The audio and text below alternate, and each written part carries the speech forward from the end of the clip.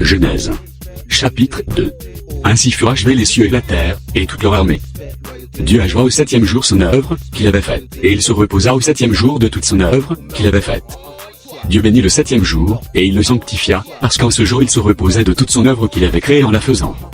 Voici les origines des cieux et de la terre, quand ils furent créés.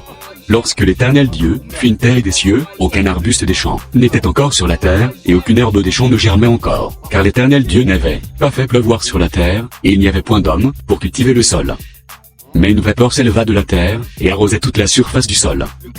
L'Éternel Dieu forma l'homme de la poussière de la terre, il souffla dans ses narines un souffle de vie, et l'homme devint un être vivant. Puis l'Éternel Dieu planta un jardin en Éden, du côté de l'Orient, et il y mit l'homme qu'il avait formé. L'Éternel Dieu fit pousser du sol des arbres de toute espèce, agréables à voir et bons à manger, et l'arbre de la vie au milieu du jardin, et l'arbre de la connaissance du bien et du mal. Un fleuve sortait d'Éden, pour arroser le jardin, et de là il se divise en 4 bras.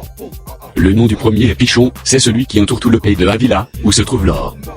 L'or de ce pays est pur, on y trouve aussi le bdellium et la pierre d'onyx. Le nom du second fleuve est Guion, c'est celui qui entoure tout le pays de Cush. Le nom du troisième est Ézéchiel, c'est celui qui coule à l'orient de la Syrie. Le 4e fleuve, c'est l'Euphrate. L'Éternel Dieu prit l'homme, et le plaçait dans le jardin d'Éden, pour le cultiver et pour le garder. L'Éternel Dieu donnait cet ordre à l'homme: tu pourras manger de tous les arbres du jardin, mais tu ne mangeras pas de l'arbre de la connaissance du bien et du mal, car le jour où tu en mangeras, tu mourras.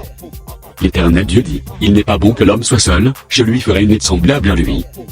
L'Éternel Dieu formait de la terre tous les animaux des champs, et tous les oiseaux du ciel, et il les fit venir vers l'homme, pour voir comment il les appellerait, et afin que tout être vivant portât le nom que lui donnerait l'homme.